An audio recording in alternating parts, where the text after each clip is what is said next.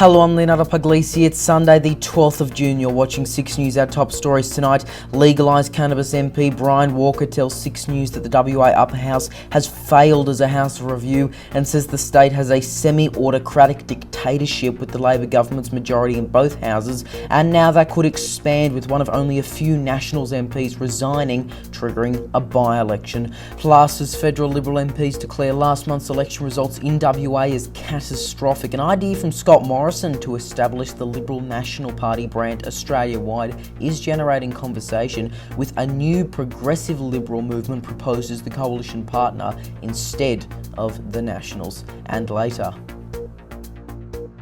we're just more excited than normal to have this kind of snow so that we can really get out of the gates hard, get all those businesses back on their feet and get people skiing and snowboarding again. Temperatures plummet across the country, cities shiver through the first few weeks of winter, but is it about to get even colder? We'll have full details coming up. Good evening. The Upper House is meant to be the House of Review, but one WA MP has told 6 News that there's been no review to speak of. Just over 450 days since the Western Australian state election saw Labor pick up a majority in both houses. Legalised cannabis MP Brian Walker has told 6 News the state has a semi-autocratic dictatorship, with government bills passing both houses with little to no resistance. The opposition was wiped out in the lower house, with only 2 Liberal MPs and 4 Nationals remaining after the election, but one of them has now resigned, triggering a by-election that could even see Labor expand its majority even further. It comes as a leaked WA Liberals report finds apparent widespread branch stacking and manipulation of pre-selections. Reporter Lincoln Holmes has the details. It was an extraordinary election that will go down in WA history. The Labor Party has made it very clear they want to use the Premier's popularity to take total control of the West Australian Parliament. And they did, with Labor now having a majority in both houses, meaning government bills can be passed with little to no review from the opposition and crossbench. One of those on the crossbench is Legalise cannabis MP Brian Walker. He says the Upper House has failed as a House of Review since the 2021 state election. When we came into Parliament, we were absolutely clear there's an overwhelming majority of Labour Party in the House of Assembly and the Legislative Council. So there's no way we're going to get anything but what the Labour Party wants 100%. And in fact, as a House of Review, we've only had one amendment recognised, which means that, and that's a very minor amendment, I think a date change. So that means that every single law which has come forward in this last year has been 100% perfect. And that is just not the case, is it? It can't be the case. In practical terms, although there's a semblance of democracy, we do in fact have a autocratic dictatorship in Western Australia. It's clothed in democracy, but there's actually no balance. So I think it's very much of concern. And what we're seeing now is the governmental hubris, which allows them to put forward things and disregard the views of other positions. I will speak in the chamber and I'll say things about cannabis, for example, in the use of cannabis in treating PTSD and how much better it is than the current medication. Half of the Labour Party members are going to agree with me, but they don't say so because they've agreed in caucus. And once they've agreed, there is no varying from that. They can't do that. So I may be speaking up for a sizable chunk of the Labour Party who have a voice but can't say it in open. Tonight, the fallout from the election last year continues, with a leaked report from the Liberals revealing apparent widespread branch stacking and manipulation of pre-selections. According to the ABC, the review found there were 29 credit cards on the file that were funding more than 10 party memberships each. And with only 2 MPs left in the lower house, the party may be about to try something completely new, bringing on former cricket great Justin Langer as their new leader for the 2025 state election, in a move similar to what the LNP did in Queensland with Campbell Newman. The Queensland opposition leader and his deputy both quit today, muttering something about treachery. Why? Well, Brisbane's Lord Mayor, Campbell Newman, whom we saw almost as much of as the politically resurrected Anna Bligh during the floods, has announced he's taking a tilt at state politics. Not just state politics, but state premier. The WA opposition is now down another member, with Nationals MP Vince Catania quitting state politics triggering a by-election in the seat of North West Central. He was originally elected as a Labor MP to the upper house before defecting to the Nationals. If Labor manages to win the seat, it will be another blow for the National Liberal Alliance. Lincoln Holmes, 6 News. And this Thursday at 8 p.m. Eastern on Spin Check, we'll be looking more in depth at the legalise cannabis party. You will hear more from Brian Walker, as well as party president Michael Balderstone, and find out how they almost defeated Pauline Hanson. That's this Thursday. Or catch up anytime after that on our YouTube channel. Meanwhile, a secret recording of a meeting of the WA Liberal Party has revealed why MPs believe they lost the federal election. According to the West Australian, Senator Dean Smith described the results in WA as catastrophic and said his party was no longer representative of the WA community. The meeting reportedly had a vetted guest list, a ban on note-taking, a request for phones to be switched off, and a ban on discussion about individual personalities in an attempt to prevent leaks, an attempt that's obviously failed. Andrew Hastie also said that we absolutely, quote, have to be united as a party. My leader, Peter Dutton, said, we are not the moderate party or the Conservative Party, we are the Liberal Party. Now it's been reported that there could even be a shake-up within the coalition. As reported in the Weekend Australian, former Prime Minister Scott Morrison has apparently expressed an idea to some of his confidants about a possible strategy to deal with the independents in future elections, establish the Liberal National Party brand, which currently only exists in Queensland, Australia-wide, as the main Conservative political movement. The report says that instead of the Nationals being the coalition partner, Morrison suggested setting up a new progressive Liberal movement as the coalition partner, which may run a different brand in the inner city seats, ones that have gone to Labor, the Greens and Teal independents.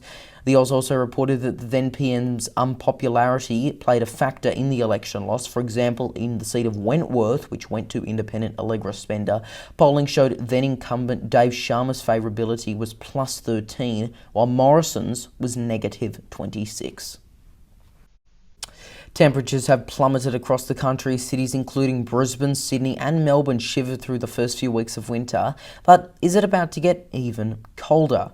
Reporter Austin Pollock has the details.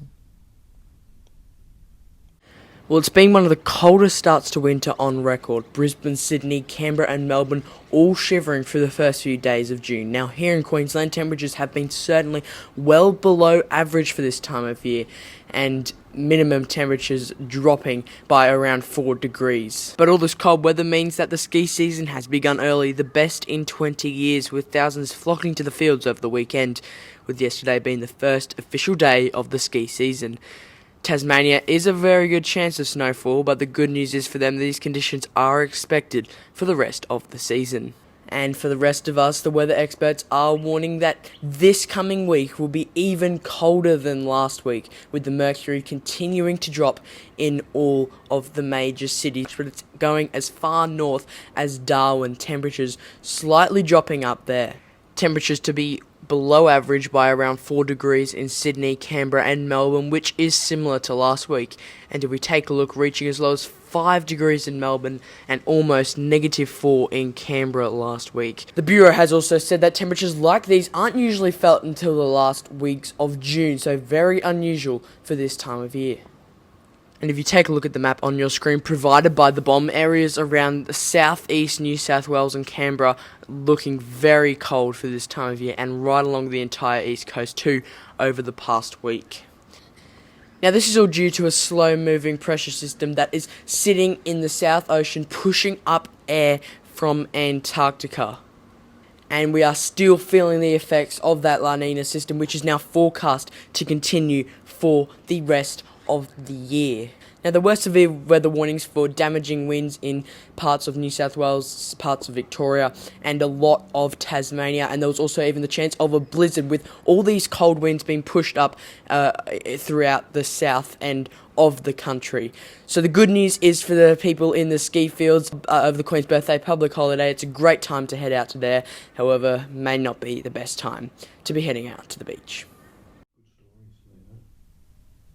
A court has found that Jackie Lambie's decision to sack her former Chief of Staff after he, quote, ridiculed and demeaned her in a letter to the then Prime Minister was fair.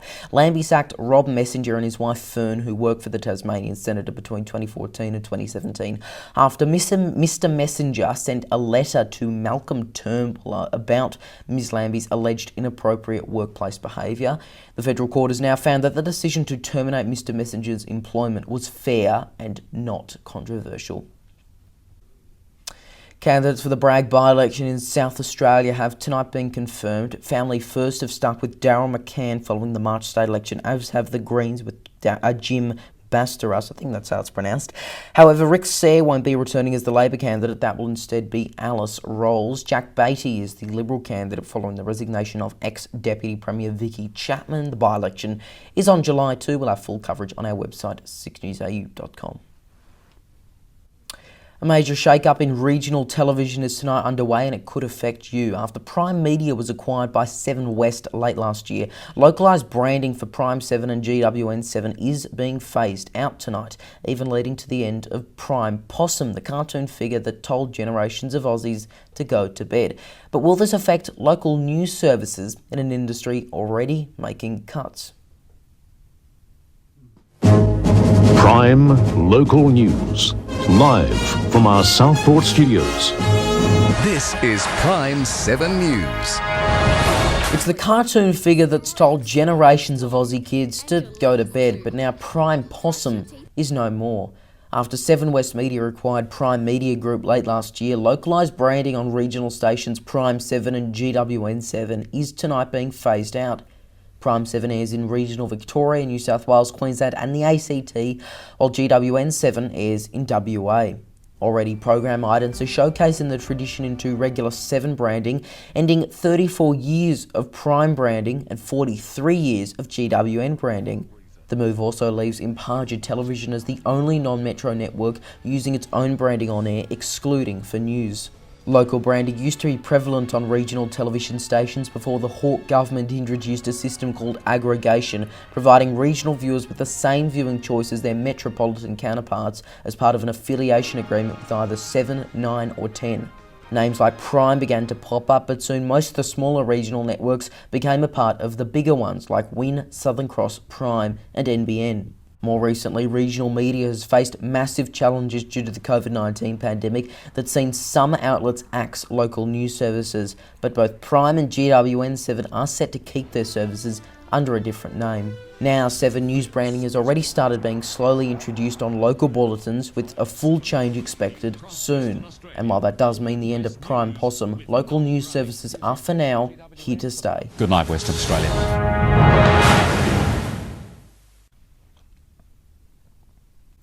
A record 65,000 flu cases have been reported in the last month alone. Experts warn that this year's flu season will, quote, redefine what it means for Australia to be flu ready. There were over 65,775 confirmed cases of influenza in May, compared with 30,372 in May 2019, which until now was the highest number of confirmed cases recorded in the month of May. The fast food chain taking over from McDonald's in Russia has unveiled its new logo.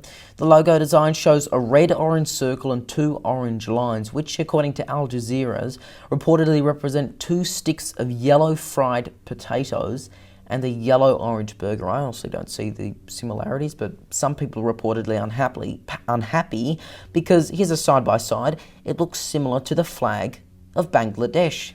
If you think it looks similar, let us know. Use the hashtag SIXNewsAU in the comments. I don't see the similarities, but I can understand why some might. Anyway, now here's Arvid and Melly with a look at what's coming up later tonight on WAMN News. Thank you, Leo. Tonight on WAMN News, the cost of living priorities. Rising prices of food and mortgages are not the #1 concern, according to an exclusive news poll. Also tonight, WA's leading doctor urges the McGowan government to encourage mask wearing following ambulance stress. The Bellawilla family returns to Queensland as their 4-year ordeal draws to a close. Perth's brightest and smallest engineers overcome disappointment from missing out on an international competition. And later, Dr. Andrew Miller's comment. Join us tonight on the WAMN News Facebook page and YouTube channel.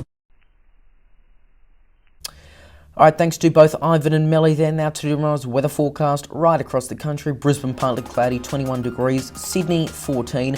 Canberra starting the day just -1, getting up to a top of 9 later in the day. Melbourne a chance of showers, 12 degrees. Only 11 in Hobart, 15 in Adelaide. Sunny 21 in Alice Springs. Rain 18 in Perth.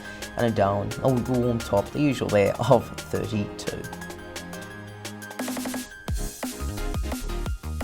Before we go tonight, recapping our top stories, and legalise cannabis MP Brian Walker has told 6 News the WA Upper House has failed as a House review and says the state has a semi-autocratic dictatorship with the Labor government's majority in both houses, and now that could expand even further with one of only a few Nationals MPs resigning, triggering a by-election. And just finally, another quick reminder, this Thursday at 8 p.m. Eastern on Spin Check, we will be looking more in depth at the Legalise Cannabis Party. You'll hear more from Brian Walker as well as Party President Michael Balderstone. You'll see how they almost defeated Pauline Hanson and what's next for the party. Will they be running in the Victorian state election, which is only a couple of months away? That is this Thursday, 8 p.m. Eastern. We'll catch up anytime after that on our YouTube channel. And that is 6 News for this Sunday evening. You can stay up to date with all the latest headlines by heading to our website, SIXNewsAU.com, and by following us on social media, Facebook, Twitter, Instagram, TikTok, and Lit. Search 6NewsAU to find us. Help keep us independent as well by donating just $4 a month and receive exclusive benefits. That's patreon.com/6NewsAU. I'm Leonardo Puglisi. Thanks for your company. Good night.